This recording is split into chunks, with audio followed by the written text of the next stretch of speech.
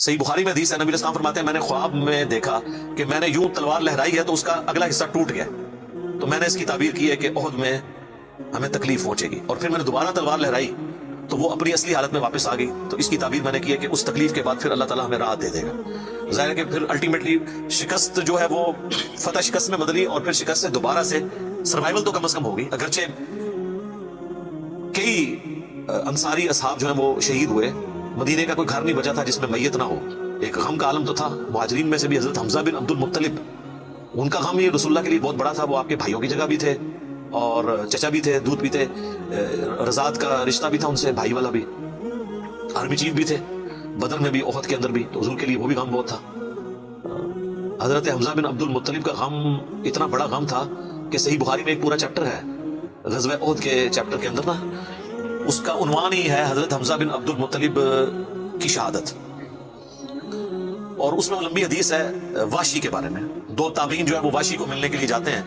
وہ شام میں شفٹ ہو چکے ہوتے ہیں، اور ان سے جا کے حضرت حمزہ کا قتل کے بارے میں پوچھتے ہیں، تو واشی بتاتے ہیں کہ جی میری یعنی ڈیوٹی لگائی گئی تھی جبیر بن مطعم کی طرف سے، خیر وہ جبیر بن مطعم بعد میں وہی مسلمان ہو گئے، وہ بھی صحابی ہیں، اور ہند جو بیوی تھی ابو سفیان کی، اس نے اپنے باپ کا بھائیوں کا بدلہ لینا تھا، تو وہ کہتے ہیں میں ایک پتھر کے پیچھے چھپ گیا اور میں انتظار میں رہا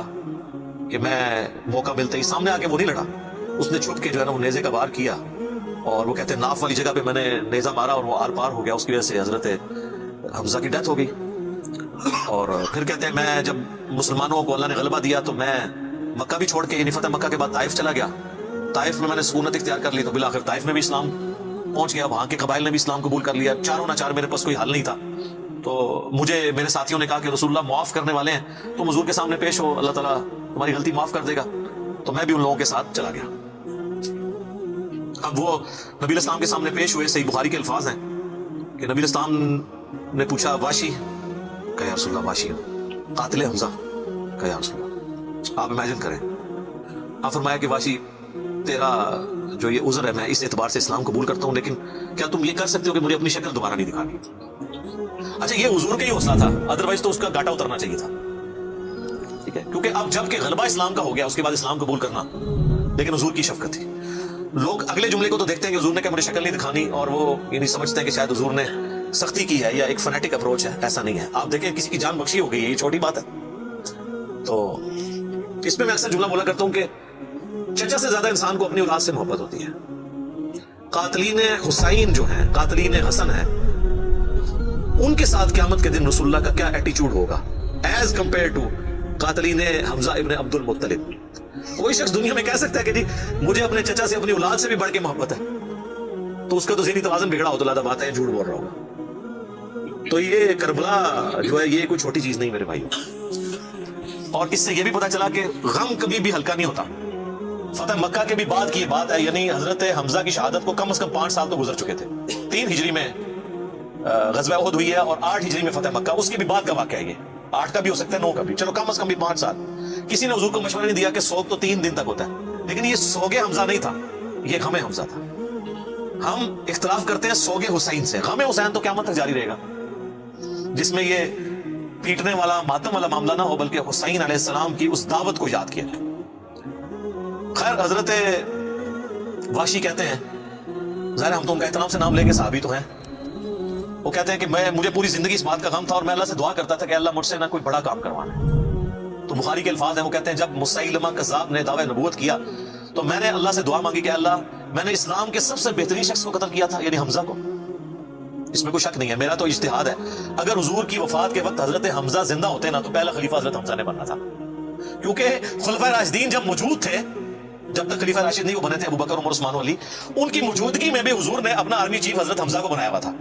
بدر میں حضرت ابو بکر عمر عثمان علی میں سے تو کوئی نہیں تھا حضور کی طرف سے آرمی چیف،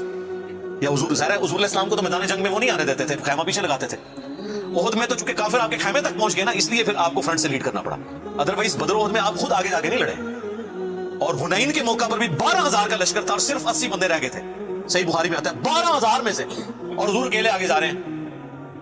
اور پھر آپ کی دلیری کی وجہ سے، آپ نے بخاری کے الفاظ ہیں، آپ نے زمین سے یوں مٹھی بھری مٹی کی اور یوں کافروں کی طرف بھیجی، اور قرآن میں اس کا ذکر ہے وما رمیت اذ رمیت ولکن اللہ رمی۔ اے نبی جب تم نے وہ کنکریاں پھینکی تھی وہ تم نے تو نہیں پھینکی تھی، وہ تو اللہ نے پھینکی تھی۔ بس وہ مبارک ہاتھوں کی برکت تھی، جب آپ نے یوں مٹی پھینکی تو سامنے جو قبیلہ حوازن کے لوگ جن کے تیروں کا مقابلہ کوئی نہیں کر سکتا تھا، ہر ایک کی آنکھ تک وہ کنکر پہنچا اور وہ اندھے ہو گئے، اور حضور فرنٹ سے لیڈ کرتے ہوئے انا النبی لا کذب، میں نبی ہوں اس میں کوئی شک نہیں، میں عبد المطلب کا بیٹا ہوں اس میں کوئی شک نہیں، یہ آپ علیہ السلام یہ اشعار پڑھتے ہوئے آگے گئے۔ تو نبی صلی اللہ علیہ وآلہ وسلم کے لیے حمزہ ابن عبد المطلب کی بڑی اہمیت تھی۔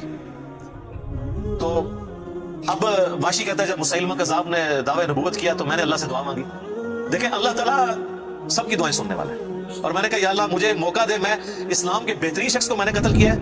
تو میں اسلام کے بدترین دشمن کو بھی میں ہی قتل کروں۔ دیکھیں اسلام کا بدترین دشمن وہی ہو سکتا ہے نا جس نے دعوی نبوت کیا ہو اور مسلمانوں کی جمعیت توڑ دی ہو اس وقت میں جب حضور کی ڈیتھ ہو چکی ہے،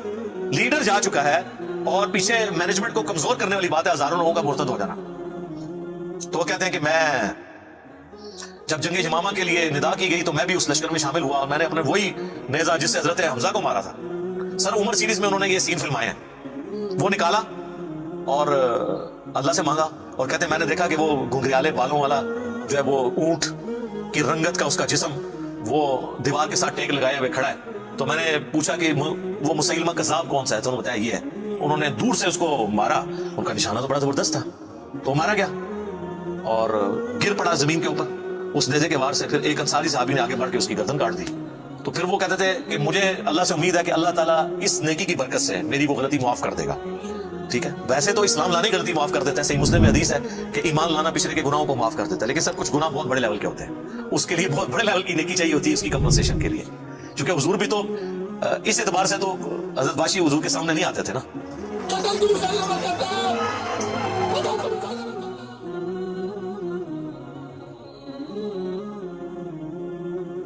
اور یہ کتنی بڑی ان کے لیے تکلیف دہ چیز تھی کہ جس نبی کا کلمہ پڑھا ہے وہ کہہ رہے ہیں مجھے شکل نہیں دکھانی۔ آپ اس تکلیف کو سوچ سکتے ہیں۔ ہاں اب میں یہ سمجھتا ہوں، اللہ سے امید کرتا ہوں کہ قیامت والے دن حضرت باشی حضور کے سامنے اس اعتبار سے پیش ہو سکتے ہیں کہ مجھ سے یہ غلطی ہوئی تو یا رسول اللہ دیکھیں آپ کے سب سے بڑے دشمن کو بھی میں نہیں قتل کیا، تو یہ بہت بڑی سعادت ان کو ملی۔ رضی اللہ عنہم اجمعین وعلیہم السلام۔ صلاۃ بر محمد وآل محمد، اللہم صلی علی محمد وعلی آل محمد واصحابہ اجمعین الی یوم الدین۔